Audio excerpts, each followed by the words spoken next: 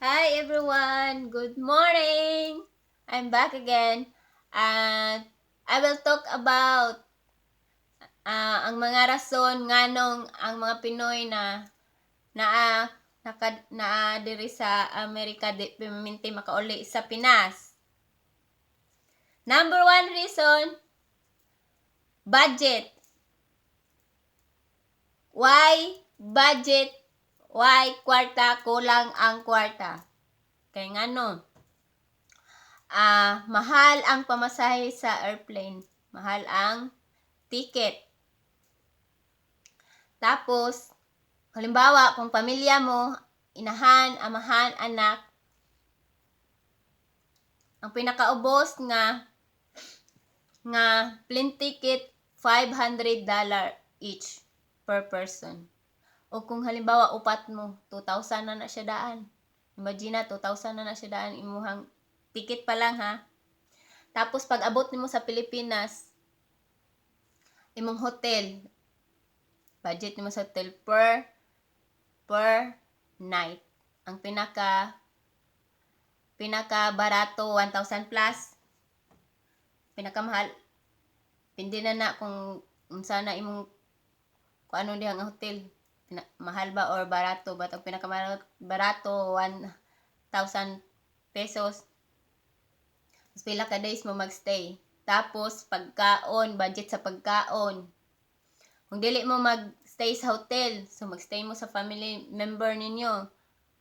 O, mas dako pa mo magasto. I will tell you, frankly, mas dako pa magasto. Kaya ngano, kung magluto mo pagkaon, alangan na magparala sa inyo ha. Sa inyo, sa uban din ninyo kaparentihan, diligday nyo apilo ng budget. Siyempre, apilo na po na sila kaon para po malipay po sila po. Talag sila, po mamato. So, magluto kag daghan. So, kailangan, dako po na imong budget. Nya 3 times a day wala pa na ilabot mga kuandra mga snack ra unsa pa din ha mga suroy-suroy atog mall kaon mo sa gawas nya pila ka member imong family imong madala o pila na budget ana plus maggrocery or magpalit pa diha og mga gamit sa balay kung unsa washing ref or unsa pa din ha or like magbanding, maligo pa ta karon o bayad ka kung sa swimming pool per head ang bayad per head pila ka tawo mo kuyog plus mag-abang pa sa sakyanan o bayaran na nimo plus sa budget sa pagkaon syempre alangag maligo mo may pagkaon apilon jud na tapos like kung muli ka dili siguro tanan pero kung like naay mag-repair ka sa imong balay o siyempre palit ka materyales o depende sa imong kuan diha unsa imong ipa-repair mahal ang materyales so another budget na pud na hunahunaan na pila na tanan imong magasto daan pinakagamay ra na ang $5,000 imong magasto sa isa ka like sa mga 2 weeks ra na nimo nga budget or 1 week lang. Wala pa nang kuan ana. Like uban nga mga laag-laag din ha. Narara mo ana sa duol, di mo palayo ana nga wato mo sa lang lugar. No.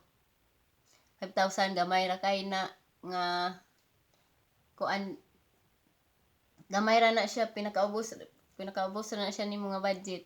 Tapos ikaduhang rason busy sa trabaho.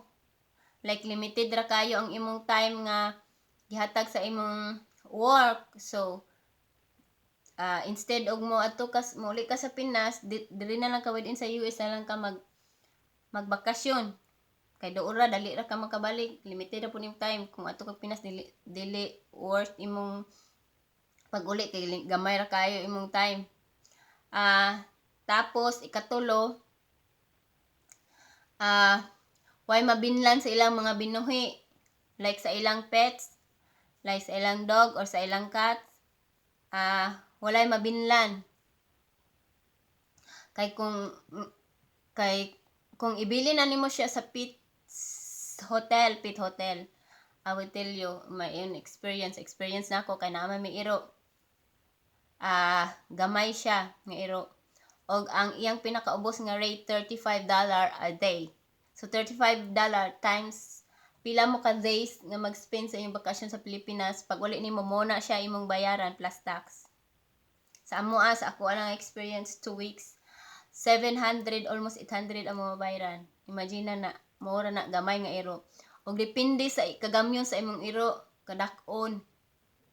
Sa timbang na so magkadako sa imong iro, kung dako imong iro, mas mahal ang rate per day imong mabayaran. Plus, isa ra na ka iro, bawa kung duha ka iro, imuhang kuan binuhi, nasamot na times 2. Imagine na, pila imong bayaran. Muna ang uban dili basta-basta makauli, like yearly sila makauli, dili kailangan nimo jud og budget. Kailangan sakto imong budget pag muuli ka sa Pilipinas. Kawa kay mahulman ditong kwarta kung makulangan imong budget o kay mahulman. Ikaupat nga rason. Ang uban itagam anang like mga abusado nga mga palangay diha nga walo na ka na like natagaan na nimo, daghan pa kay kag madungog nga istorya, or labi na gyud sa kadtong mga tao nga wala nimo tagaan, mas daghan sila nga istorya sa mga tao nga wala nimo na banding kay tungod sa imong kabisi, tungod kay limited ra imong time nga nagpakasyon ka sa Pinas. Tapos like maingon na sila nga mao ni lagi ni mauna di na ka mamansin, di na ka wala kay time sa ilaha, di na ka makigbanding mao na. Pero sa kabalo ang tinuod nga rason, syempre limited ra imong time, syempre unahon gyud nimo ang family member. Magbanding mo kay limited ra imong time, alang unahon mong laing tao. Uli ka tungod sa imong pamilya. Kung siguro kay kanang taas imong panahon dito pag stay like month imong kuan, siguro na kay time sa ilaha na makipagbanding. Pero kung 2 weeks lang, apil pa na sa imong flight, imagine na back and forth, pila na lang na imong pabalik. Di ka pila ka magsakay sa eroplano dito pag maabot ka sa Pinas plus sa bus pa. Imagine na pila na lang na imong days imong spend sa imong family. Ug unahan pa ba nimo ang imong nga barkada o imong ubang tao?